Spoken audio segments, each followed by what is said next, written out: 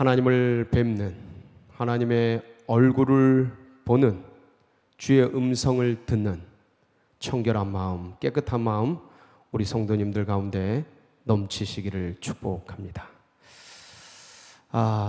세계 인구가 75억이 넘어가고 있습니다. 우리나라 인구도 아주 5천만, 그렇게 엄청난 인구로 좁은 국토 속에 살아가고 있습니다. 사람이 많습니다. 근데 이토록 많은 세계 인구, 그리고 수천만이 넘어가는 이 나라 민족 가운데 기업마다 또 어떤 공동체마다 그런 얘기를 합니다. 이제 벌써 9월이 중순으로 접어들었습니다. 그러면 잠깐 뒤면 이제 11월, 12월이 다가오고 사무총회가 있게 되고 교회마다 또 기업마다 공동체마다 사람 찾느라고 애를 먹게 되겠지요. 무슨 말씀입니까? 사람은 많은데 쓸만한 사람이 없다. 인구는 많은데 인재가 없는. 정말 군중은 엄청난데 일꾼이 없는. 살 일이 많은데 일꾼을 보내달라 기도하라는 주님의 음성이 들리는 이 시기입니다. 왜 이렇게 어떤 사람이 없는 건가요? 세상에 우리나라 대학 나온 학식 있는 사람들이 거리거리에마다 가득하고 능력 있고 실력 있다고 말하는 분들이 세상에 그렇게 많은데 정치계고 어디고 간에 사람이 없다고 난리인데 어떤 사람이 없는 겁니까? 깨끗한 사람. 털면은 다 먼지가 나고, 그 먼지도 좀 작은 거면 문제가 안 되겠는데 다 똑같으니까. 근데 거기에 앉힐 만한 그러지 못할 그럴 먼지들이, 이건 먼지가 아니고 아주 그냥 오염과 때들이 너무 많은 거죠. 그래서 깨끗한 사람, 청결한 사람, 성결한 영혼 찾기가 정말 하늘의 별 따기만큼 어려운 이 시대를 살아가고 있습니다. 그래서 주님께서 2000년 전 그렇게 말씀하신 듯합니다. 뭐라고 말씀하셨어요? 마음이 청결한 자는 복이 있다. 이거는 우리 인간적으로 볼 때 마음이 깨끗한 자, 이게 1차적인 뜻이지만 항상 이 성경 말씀은 영의 언어로 우리가 해석해야 한다고 늘 말씀을 드립니다. 기본적인 뜻이 있습니다. 우리의 이 마음, 우리의 이 자연적 이 심령, 양심, 이게 깨끗해야죠. 사람들이 보기에 깨끗해야죠. 근데 지금 예수 그리스도께서는 그거 너머를 얘기하시는 거죠. 그러니까 그게 뭔가? 오늘은 바로 그 부분을 우리가 파고 들어가서 그 청결한 심령 가운데 부어주시는 하늘의 복, 은혜의 복, 그것을 마음껏 누리시고, 그리고 그것을 사모하는, 지향하는 그런 우리 성도님들 되시기를 축복합니다. 일단 청결이라는 게 깨끗함, 정의가 그렇죠. 청결, 맑고 깨끗한. 한마디로 말하면 어떤 얼룩, 때, 오염물질 그런 것이 없는.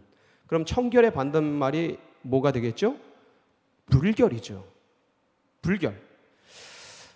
불결이라는 게 어떤 거 이렇게 묻어 있는 거죠. 뭐가 다른 거가 묻어 있는 거예요. 그러니까 본질이 있는데 그 본질을 가려버리는 거죠. 불결이라는 것 자체가 의미를 좀 깊이 들어가 보면 그런 거예요. 어떤 본질이 있어요. 육이 있어. 근데 여기 때가 묻는 거죠. 어떤 물건이 있어. 여기 오염이 돼버리는 거죠. 이 본질이라고 한다면 이 몸이 본질이라고 한다면 여기 때가 묻어버리면 지저분해 이렇게 얘기하잖아요. 예? 수건이 있어요. 수건에 뭐 이렇게 오염 물질이 묻어버리면 더러워 이렇게 얘기하잖아요. 더러워, 불결해, 지저분해, 때가 묻은 것. 그러니까 그 본질에 뭐가 묻어서 본질을 가리는 것. 요거를 이제 불결이라고 할 수 있겠습니다. 그러면 물론 이제 청결해지기 위해서는 그 불결한 걸 씻어내고 깨끗하게 하고 닦아내는 과정을 거쳐야 하겠죠. 그러니까 청결의 신체적이고 물리적인 정의는 바로 그건 거예요. 때, 오염물질, 얼룩, 지저분한 것들을 벗겨낸 상태, 그래서 깨끗해진 것. 이런 것들을 아주 그냥 불결한 것들을 찾아볼 수 있는, 가정에서 찾아볼 수 있는 가장 좋은 곳이 어디입니까? 우리들이 많이 쓰는 곳이죠. 어디요? 네, 주방, 네, 베란다, 뭐 이런 싱크대, 가스레인지, 욕실 이런 데 들어가면 그 욕실 본질이 있죠. 가스레인지 본질이 있죠. 싱크대, 예, 주방에 그 본질이 있는데 거기에 뭐가 껴요? 물때가 끼고 얼룩이 묻고 뭐 다른 씻은 것들 그것들이 끼고 먼지가 끼고 앉고 굉장히 지저분한 것들을 우리가 보게 되죠. 예, 불결하고 아주 지저분한 것들을 집에 들어가면 책상 위, 뭐 아니면 뭐 집안, 뭐 창고 이런 데 가면 뭐 누가 온다 그러면 치운이라고 난리 아닙니까? 그러니까 그 본질이 있는데 거기에 막 이것저것 덧대고 묻고 캐묵은 것들, 묵은 때들 이런 것들이 가득한 상태, 이걸 불결이라고 합니다. 그리고 청결은 그거를 클리너로 아니면 어떤 제거제로 씻어내서 깨끗해진 상태를 얘기하죠. 청결하면 집안이 청결하고, 가스레인지가 깨끗하고, 주방이 반짝반짝 빛나고, 욕실이 그냥 밟으면 미끄러질 듯이 그냥, 그러면 얼마나 기분이에요. 락스를 그냥 빡빡빡빡 밀어내고 클리너로 그냥 창문 같은 거 그런 거 보면 아주 그냥 먼지 그냥 때 가득하죠. 한번 씻어내고 싶은데 너무 높아서 못 씻어내고 있는 거, 그런 거 비누로 해가지고 아니면 이렇게 클리너로 쫙 닦아내면 반짝하고 빛나고 맑은 그걸 보면 얼마나 마음이 시원해요. 근데 창문 너머 어렴풋이 보이는 때들 때문에 흐려지는 밖을 보면서 마음이 답답해도 잘 닦을 생각을 못하고 있는 우리의 현실. 자, 이렇게 해서 청결의 정의, 불결한 것들을 씻어낸 상태, 이게 기본적으로 물리적으로 육체적으로 이야기하는 청결의 정의입니다. 신체적 묻어있는 것, 그거 닦아낸 상태. 자, 그럼 이걸 영적인 청결은 뭐냐 이거. 영적인 청결. 그러면 영적인 청결을 얘기하기 위해서는 영적인 불결이 뭐냐? 영을 불결하게 하는 게 뭐냐라는 거예요. 그럼 그거를 씻어내면 청결해지겠죠. 그 청결한 자는 복이 있는 거죠. 여러분 주의 복이 넘치시기를 축원합니다. 그러니까 인간의 영을 마치 신체적으로, 물리적으로, 육체적으로 불결하게 하는 것처럼 영을 불결하게 하는 첫 번째 요인이 뭐냐 이거예요. 당연히 죄죠. 죄. 이 죄 때문에 죄가 우리를, 하나님과 우리 사이를 가려버리죠. 우리의 영혼을 이렇게 마치 그냥 때가 묻은 것으로 그냥 완전히 전염시켜버려, 오염시켜버려요. 그래서 이걸 뭐라 그래요? 이 원죄를 지은 존재를 신학적 용어로 뭐라 그래요? 전적 부패라고 해요. 전적 타락이라고 하죠. 타락이 뭡니까? 질적으로 떨어져 버린 거예요. 못 쓰게 된 거예요. 그 인간의 질이 있는데, 본질이 있는데 이 질이 그냥 오염돼 가지고 못 쓰게 된 것, 이걸 타락이라고 하죠. 전적으로 부패고 전적으로 타락한 뭐요? 죄. 그러니까 영적인 그 불결의 첫 번째 요인이 죄인 거예요. 그래서 우리가 이제 그 죄의 근원을 보면 창세기 3장에 아담과 하와가 뱀의 유혹으로 넘어지는, 그래서 하나님과 멀어지고 하나님이 만드신 자기 존재가 부끄러워지고 막 이런 것들이 나오지 않습니까? 근데 실질적으로 하나님과 우리 사이가 뭐로 가려졌는지, 인간이 뭐로 부패해졌는지를 좀 알려주는 좀 가까이가 우리가 느낄 수 있는 말씀이 어디 나오냐면 이사야서 59장에 나와요. 1절 2절인데 한번 보겠습니다. 시작. 여호와의 손이 짧아 구원하지 못하심도 아니요 귀가 둔하여 듣지 못하심도 아니라 오직 너희 죄악이 너희와 너희 하나님 사이를 갈라놓았고 너희 죄가 그의 얼굴을 가리어서 너희에게서 듣지 않으시게 함이니라. 너와 하나님 사이에 뭐가 있다고요? 하나님이 능력이 없고 실력이 없고 손이 짧아서 구원하지 못하는 게 아니고, 귀가 둔하여서 듣지 못하시는 게 아니고, 너희 인간과 하나님 사이를 뭐가? 죄악이 갈라놓았다. 이거는 다른 편으로 얘기해서 인간의 죄가 인간을 오염시켰다고. 그래서 로마서 3장 10절 12절에는 뭐라고 기록되어 있어요? 기록된 바 의인은 없나니 하나도 깨닫는 자도 없고 하나님을 찾는 자도 없고 다 치우쳐 함께 무익하게 되고 선을 행하는 자도 없나니 하나도 없다. 의인이 없다. 그래서 3장 23절 모든 사람이 죄를 범하였음에 하나님의 영광에 이르지 못하더니, 모든 사람이 뭘 지었어요? 죄를 범하였으며 전적인 타락, 전적인 부패를 이야기하고 있습니다. 그러니까 이렇게 타락되고, 그러니까 죄를 지은 인생이 주님 앞에 엎드려 회개하고 그래야 하건만 그게 아니고 이 죄를 지은 관성이 있어요. 인간은요, 이 죄를 합리화하려는 관성이 있다니까요. 죄를 짓고 하나님, 엄마 아빠 죄송해요 이게 아니고 죄를 감추고 죄를 정당화하려는 시도를 부모님께도 한다니까요. 인간이 하나님께 한다니까요. 그렇게. 그래서 그 모습을 로마서 1장 23절에서 이렇게 묘사합니다. 23절, 24절 같이 보겠습니다. 시작. 썩어지지 아니하는 하나님의 영광을 썩어질 사람과 새와 짐승과 기어다니는 동물 모양의 우상으로 바꾸었느니라. 24절. 그러므로 하나님께서 그들을 마음의 정욕대로 더러움에 내버려 두사 그들의 몸을 서로 욕되게 하게 하셨으니. 이렇게 죄를 지은 관성대로 하나님을 찾는 것이 아니고 썩어지지 아니할 하나님의 영광을 썩어질 우상으로 바꾸고 금은 동철로 바꾸고 다스려야 될 그 존재들, 호랑이, 큰 나무, 엄청난 돌 이런 거 다 다스려야 될 피조물인데 그 피조물을 조물주처럼 섬기면서 거기에 종노릇하는, 다스릴 것을 거기에 종노릇하는 우스운 모습으로 그렇게 살아가게 되는 비극이 발생하게 된 거예요. 뭐 때문에? 죄 때문에. 하나님을 안 찾으니까 그냥 냅두는 거예요. 내어버려 두셔.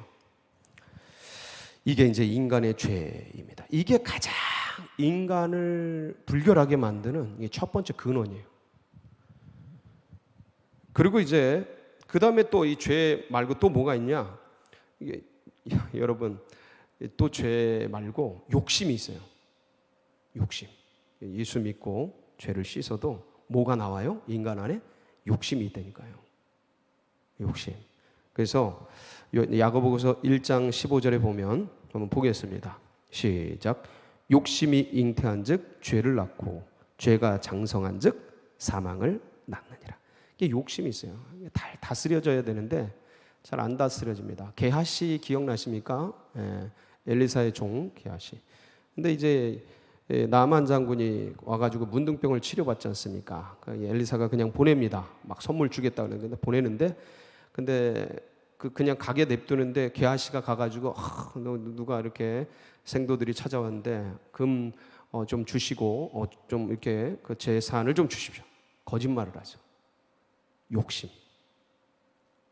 더 큰 그림 속에서 엘리사는 이 나아만 장군이 하나님을 찾도록 그렇게 이 물건을 받지 않고 그렇게 보내는데 욕심에 눈이 멀어서 게하시가 거짓말을 하고 결국 그것 때문에 문둥병이 발하지 않습니까? 그러니까 분명히 믿는 백성이에요, 이 게하시는. 근데 뭐에 눈이 먼 거예요? 욕심에 눈이 멀면 이 마음 속에 불결해지는 거예요. 지저분해지는 거예요. 분간이 안 가는 거죠. 본질이 안 보이기 시작해요. 그러면서 이제 넘어가게 되죠. 또 발람, 민수기 같은 경우 발람 보면 발람이 발락의 요청에 의해서 뇌물을 받고 이스라엘 백성들 저주하려고 초청을 하는데 주님께서 가지 말라고 말씀을 이미 했는데도 불구하고 또 주님께 묻죠. 왜냐하면 뇌물이 크거든요. 욕심. 그래서 주님께 나아가서 또 묻습니다. 하나님 갈까요 말까요? 가지 말라고 분명히 말씀했는데 가고 싶은 걸 합리화하는 거죠. 가다가 그 에피소드가 있지 않습니까? 가다가 자기가 탄 나귀가 그냥 막 비비고 그러다가 말을 하죠. 내가 당신의 말을 안 들은 적이 어디 있냐? 그래서 눈이 번쩍 뜨이면서 천군천사가 불칼을 걸고 서 있는 걸 보게 되는.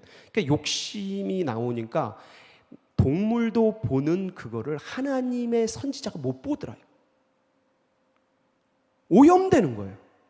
눈이 가려버리는 거예요. 네, 이건 분명히 하나님의 사람이에요. 선지자라니까요. 근데 눈이 가려버리는 거예요. 뭐에? 욕심에. 그러니까 근본적으로는 인간의 죄, 원죄 이런 것들이 오염되어 있는데 그런데 그리스도 안으로 들어와도 하나님 안으로 들어와도 뭐가? 욕심이. 그 다음에 이 죄악들이 눈을 가리기 시작하면 안 보이더라. 신약의 대표적으로 누구요? 아나니아, 삽비라. 여러분 이분들이 믿음이 없다 이렇게 얘기하시면 안 돼요. 아나니아, 삽비라가 사기꾼이다 이렇게 얘기하시면 안 돼요. 그 문맥을 보면 충성된 하나님의 사람들이었습니다.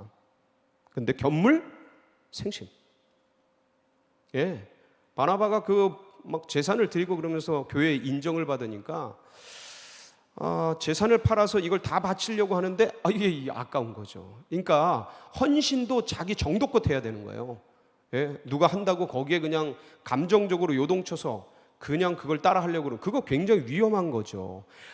헌신, 헌금 드리는 거 이거 하나님 앞에 쫙 묻고 듣고 순종하면서 자기의 분량껏 그렇게 해나가야 되는데 그게 아니고 누가 하니까 아이고 야 바나바가 저렇게 해서 많은 사람들이 인정받네 우리도 하자. 이 사람들이 믿음 없는 사람들이 아니고 욕심에 빠진 거죠. 여러분 이런 일들이 지금도 교회 안에서 엄청나게 많이 일어나지 않습니까? 예, 그럼요. 누가 어떻게 한대더라 그래서 다단계도 빠지고 보증도 쓰고 야 누가 한대더라 투자도 하고 교우들끼리 그거 자세히 들여다보면 믿음 없는 분들이 아니에요. 전부 집사님이요 권사님이요 그런 분들이 예, 그렇게 넘어질 때가 있어요. 잠깐의 실수죠. 근데 그 뭔가 이렇게 마음에 끼는 것 그게 뭐냐? 욕심이 껴버려요. 그 다음에 대표적으로 마음을 불결하게 하고 이렇게 얼룩이지게 하고 때가 끼게 하는 것 중에 하나가 뭐냐면 두려움과 불안 이런 것들이 밀려오면요 하나님이 안 보여요. 제가 지금 기본적으로 말씀드리는 건 믿는 백성들입니다. 예, 믿음의 백성들이 얘기해드려요. 두려움과 불안이 오기 시작하면 어떻게 움직이는지 12제자 막 폭풍치고 막 이러는데 주님이 오는데 불안하니까 주님이 뭐로 보여요? 유령으로 보여요. 유령. 불안하고 두려움은 유령으로 보여요. 부활하신 주님이 나타났는데 유령으로 보이는 거예요. 유령으로. 분명히 예고를 내가 죽은 지 사흘 만에 부활하리라. 그래 갈릴리에서 만나자 수없이 얘기를 합니다. 근데 불안과 두려움에 사로잡히니까 그런 게 아무것도 기억이 안 나고 그냥 생각이 안 나는 거예요. 그러니까 불안, 두려움 이런 것들이 끼기 시작하면 염려, 근심, 걱정 이것들이 누가복음 24장 16절 17절 보면 그게 나와 있는데 한번 보겠습니다. 시작. 그들의 눈이 가려져서 그인 줄 알아보지 못하거늘 예수께서 이르시되 너희가 길 가면서 서로 주고받고 하는 이야기가 무엇이냐 하시니 두 사람이 슬픈 빛을 띠고 머물러 서더라. 이거 무슨 얘기입니까? 엠마오로 가는 두 제자 이야기 아닙니까? 예? 그러니까 지금 예수님이 나타나셨단 말이에요. 엠마오로 가는 두 제자에게 예수님이 나타나셨어요. 그러고 묻는 거예요. 근데 뭐가 가려졌다? 16절 보니까 뭐가 가려졌어요? 그들의 눈이 가려져서. 뭐에 가려졌냐 이거죠. 이거 오염된 거예요. 눈이 뭐에 오염돼서 17절에 보니까 끝에 보면 두 사람이 슬픈 빛을 띠고 염려, 근심, 걱정에 낙심과 낭망에 이 소리예요. 그러니까 그게 딱 끼니까 예수님이 안 보이는 거예요. 여러분 불안하고 두렵고 염려, 근심, 걱정에 딱 들어가는 순간 믿음의 백성인데도 불구하고 예수님의 제자입니다. 최소한 70인 제자예요. 이들이 최소한 70인 제자. 12제자와 70인 제자들 다 주님 위에 헌신 다 뒤로 하고 가정도 뒤로 하고 주님 따랐던 그 사람들 아닙니까? 근데 안 보이는 거예요. 참 안타까운 현실이죠. 근데 이게 남의 얘기가 아니에요. 여러분 우리가 이렇게 독실하게 진실하게 믿지만 염려 근심이 탁 찾아와서 경제적 압박이 탁 찾아와서 그것이 우리의 마음을 압박해 보세요. 엠마오로 내려가는 두 제자를 뭐라고 할 게 아니에요. 예수님을 유령으로 봤던 12제자를 뭐라고 할 게 아니에요. 이 믿음의 백성들이라고 하지만 그런 것들이 탁 끼기 시작하면 아무것도 보이지가 않는 무중력 상태에 막막해가지고 하나님이 있는지 내가 지금 내 믿음이 뭔지 감이 안 잡히는 그냥 어떤 관성에 의해서 밀려가는 거야. 그러니까 내 신앙이 에너지가 돼서 그런 것들과 싸우는 게 아니고 그냥 무중력 상태에서 어떤 분위기와 환경 속에 이게 떠밀려가는 거예요. 마치 그냥 물결에 밀려가듯이 이 분위기와 환경 속에 밀려가요. 신앙인으로서 그걸 딱딱딱 정의하고 다스리고 장악하고 이렇게 나가는 게 아니고 그 제자들만 그랬냐? 그게 아니에요. 우리 똑같을 수 있다. 이런 것들이 밀려 들어오면 그리고 또 하나가 뭐냐면 의심. 야고보서 1장 6절에서 8절 보면 이게 나오는데 한번 볼까요? 시작. 오직 믿음으로 구하고 조금도 의심하지 말라. 의심하는 자는 마치 바람에 밀려 요동하는 바다 물결 같으니 이런 사람은 무엇이든지 주께 얻기를 생각하지 말라. 두 마음을 품어 모든 일에 정함이 없는 자로다. 여기 정함이 뭐예요? 깨끗함이 없다. 깨끗함이 없다. 정함, 깨끗할 정의. 그런데 이 깨끗하지 못하게 하는 게 뭐냐면 의심. 믿음이 없다가 아니에요. 믿음에 뭐가 섞여버리는 거예요? 의심이 섞여버리는 거예요. 그러니까 하나님을 안 믿는 게 아니야. 근데 여기에 뭔가 의심하고 불안하고 막 이게 들어와 섞여버리는 거죠. 파도 물결 같다 그러잖아요. 지금 비유적으로 바람에 밀려 요동하는 바다 물결. 이게 파도 같아요. 파도 디범벅이 되고 섞여버리고. 이 의심이 한번 들어오면 정신 못 차립니다. 저도 경험한 거예요. 경험. 아무것도 안 보이죠, 진짜. 제가 늘 얘기 드리지만 프로이드의 그 심리학, 신앙이라는 게 기독교인의 신앙이라는 게 어릴 때 아이가 아버지를 신처럼 여기는 그런 것처럼 커서도 이 미성숙한 사람이 신을 상정해서 자기 마음, 미약한 마음을 의탁하려고 하는 신경증적 그런 어떤 의존증이다.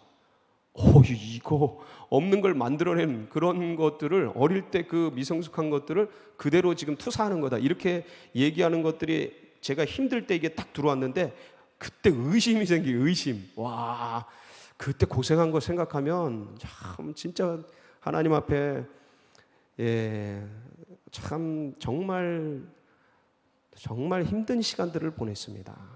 그렇게 되기까지는 얼마나 환경이 어려웠는지 말로 할 수 없지만, 참 그런 것들을 한번 겪고 나니까 그 의심 같은 거 들어오면, 그런 것들이 역사하려 치면 아예 그냥 그 고통을 알기 때문에 아예 그냥 이 악물고 이제 싸우게 되는 거죠.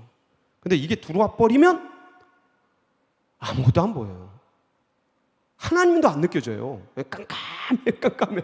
이런 게 이제 들어오면 아주 힘듭니다. 그래서 지금 그러니까 인간의 마음을 이렇게 오염되게 하고 얼룩이지게, 이제 불결해지게 만드는 여러 가지 인간의 죄, 욕심, 두려움, 불안, 염려, 근심, 걱정, 그다음 의심까지 얘기했는데, 한 가지 더 말씀을 드리면, 이게 참 쉽지 않은 그 주제이기도 한데, 사상.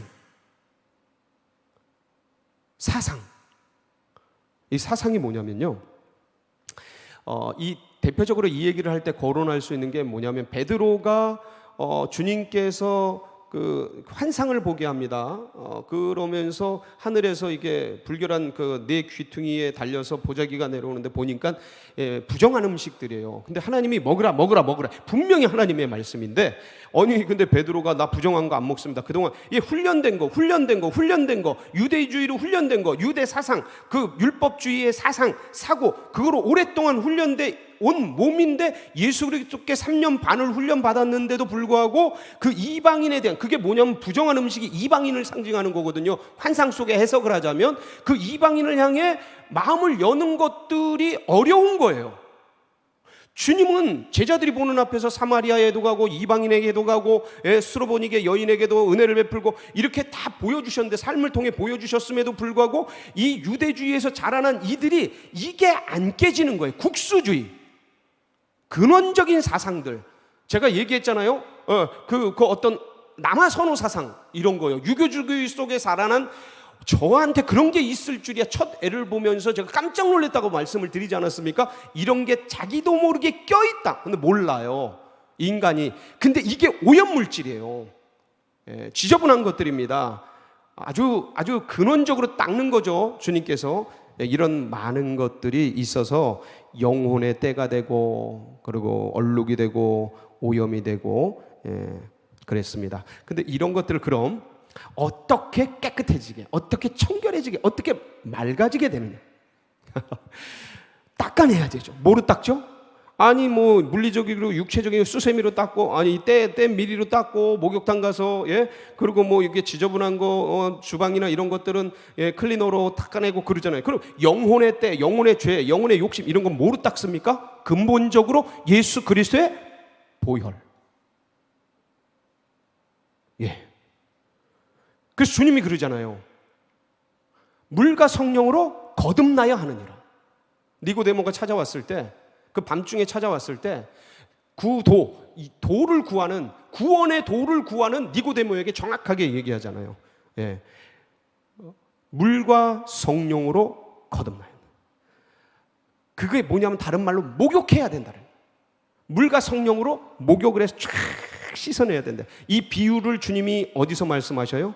성만찬 하시는 자리, 마가의 다락방에서 뭐 할 때? 제자들의 발을 씻길 때. 기억나세요? 세족식에서, 요한복음이죠. 13장 보면 이 말씀이 나오는데, 막 제자들의 발을 씻어 내려가는데 베드로가 그러죠. 주님 왜 이러십니까? 제 발 절대로 못 씻습니다. 그때 뭐라 그래요? 주님께서 발을 씻지 않으면 내가 너를 씻어주시면 너와 내가 상관이 없느니라. 그러면 저 목욕시켜 주십시오. 이미 목욕한 자는 발만 씻어. 그 말씀 한번 보겠습니다. 요한복음 13장 8절로 10절 시작. 베드로가 이르되 내 발을 절대로 씻지 못하리이다. 예수께서 대답하시되 내가 너를 씻어주지 아니하면 네가 나와 상관이 없느니라. 시몬 베드로가 이르되 주여 내 발뿐 아니라 손과 머리도 씻어 주옵소서. 예수께서 이르시되 이미 목욕한 자는 발밖에 씻을 필요가 없느니라. 온 몸이 깨끗하니라. 너희가 깨끗하나 다는 아니니라 하시니라. 너희가 깨끗하나 다는 아니니, 이거 가룟 유다를 두고 하는 말씀이에요. 그럼 가룟 유다는 목욕을 한 자가 아니죠. 물과 성령으로 거듭나지 않은 자예요. 나머지는 거듭났어요. 근데 잘 보세요. 영혼이 예수의 피로 물과 성령으로 거듭이 나고 씻어지면서 깨끗해지는데 뭘 닦아야 된다고 말씀하셔요? 발을. 근데 이 발은 보니까 매일매일 닦아야 될 곳인 거예요. 식사 자리에 있을 때마다 닦는 거예요. 그러니까 발을 닦아야 돼요. 영혼의 물과 성령으로 거듭났음에도 불구하고, 예수를 구주로 영접했음에도 불구하고, 우리는 그래서 매일매일 은혜의 보좌 앞에 나가서 예수의 피로, 예수의 말씀으로, 예수의 은혜로 발을 닦아야 돼요. 왜냐하면 인생을 살아가노라면 아무리 깨끗하게 된 자라 할지라도 걸어가다 보면 인생에서 뭐가 묻어요? 발에 먼지가 묻어요. 지저분한 오염이 묻어요. 그 모든 게 얼룩이지고 그렇습니다. 그러니까 그걸 뭐로 닦아야 돼요? 예수의 피로, 예수의 말씀으로, 예수의 은혜로 발을 닦아야 하는 거예요. 이게 청결해지는 거예요. 이게 깨끗해지는 거예요. 방법. 예. 아니, 발 지저분해지면 물로 닦잖아요. 그것처럼 영혼의 발을 어떻게 씻느냐? 예수 그리스도의 보혈과 예수 그리스도의 말씀과 은혜로 닦는 것이죠. 그래서 닦아내는 게 세상 것이 묻어있고, 염려, 근심, 걱정이 묻고, 세상 염려, 재리와 이런 것들이 막 믿음의 백성임에도 불구하고 그런 것들이 묻습니다. 그런 것들을 가만두면 어떻게 돼요? 두 마음을 품게 되는 거예요.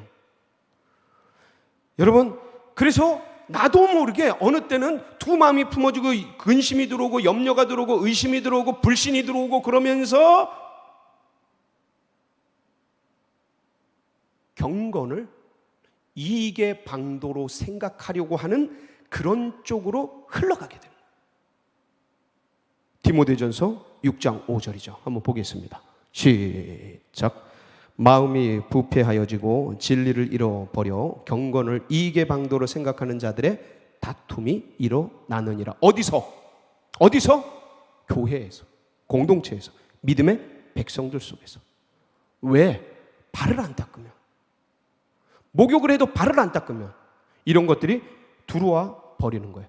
그래서 주님께서 청결에, 그러면 청결 이렇게 해서 예수의 보혈로 닦고 뭐로 닦고 하는데, 그럼 청결의 본질이 뭐냐면 섞이지 않는 거예요. 본질을 그대로 지키는 거예요.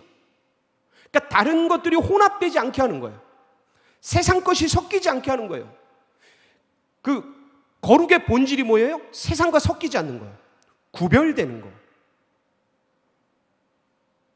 그러니까 청결이라는 게 마음을 깨끗이 한다, 영혼을 깨끗이 한다. 이게 뭐냐면, 그 의미가 뭐냐면 세상 것과 섞이지 않는 것, 이거예요. 주님이 주신 주님의 말씀, 은혜, 그것들을 곧 그대로 잘 지키는 것, 첫사랑을 잘 지켜가는 것, 혼합되지 않는 것. 그래서 구약에 보면요, 이 구약에는 주님이 가장 싫어하는 것 중에 하나가 뭔지 아세요? 우상숭배인데, 이 우상숭배가 뭐냐면 섞이는 거예요. 섞이는 거. 하나님과 세상을 섞는 거. 이게 우상숭배 본질입니다, 여러분. 하나님을 부정했던 게 아니에요. 이스라엘 백성들이, 솔로몬이 하나님을 부정했던 게 아니에요. 하나님도 믿고 다른 신들도 섞어버리는 거예요. 예, 이게 더러워지는 거예요. 불결해지는 거예요. 음란해지는 거예요. 영적으로 청결을 잃어버리는 거죠.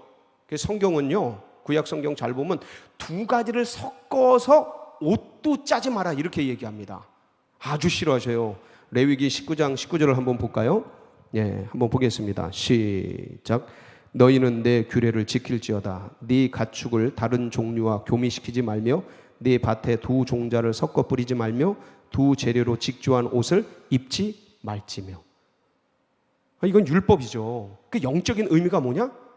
두 가지 섞지 말아라. 하나님과 다른 걸, 세상을, 우상을 섞지 말아라. 얼마나 이걸 중요하게 여기는지 몰라요. 그래서 one of them, 여러 가지 중에 하나로 주님을 그렇게 만들지 말아라. 이게 우상숭배입니다.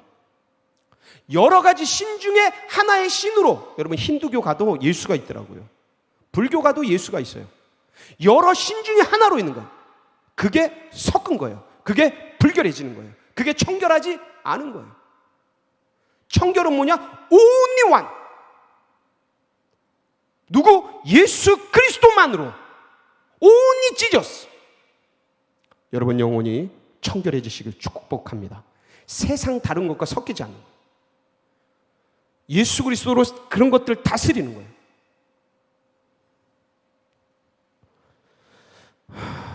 그 주님께서 어떤 사람을 쓰느냐? 깨끗한 사람.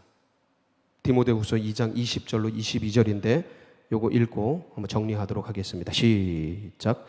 큰 집에는 금 그릇과 은 그릇뿐만 아니라 나무 그릇과 질 그릇도 있어 귀하게 쓰는 것도 있고 천하게 쓰는 것도 있나니 그러므로 누구든지 이런 것에서 자기를 깨끗하게 하면 귀히 쓰는 그릇이 되어 거룩하고 주인의 쓰심에 합당하며 모든 선한 일에 준비함이 되리라.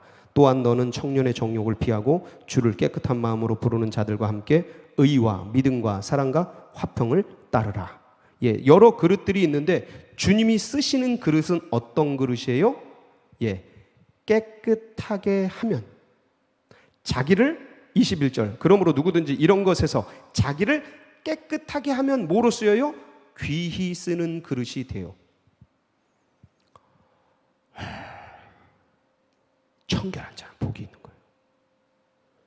그러니까 상황 환경 따라가고 그런 게 아니고 예수 그리스도 그분 한 분 딱 붙들고 그 길을 걸어가는 사람, 오염되지 않은 사람, 상황 환경에 오염되지 않은 사람, 세상에 오염되지 않은 사람, 바알에게 무릎 꿇지 않은 영혼, 세상에 무릎 꿇지 않은, 경제에 무릎 꿇지 않은, 물질에 무릎 꿇지 않은, 자본주의에 무릎 꿇지 않은 영혼, 오직 예수 그리스도 붙들고 이 길을 걸어가는 사람, 세상과 주님을 섞지 않는 그 사람, 청결한 자, 여러분 모두가 되시기를 주의 이름으로 축복합니다. 같이 기도하시겠습니다.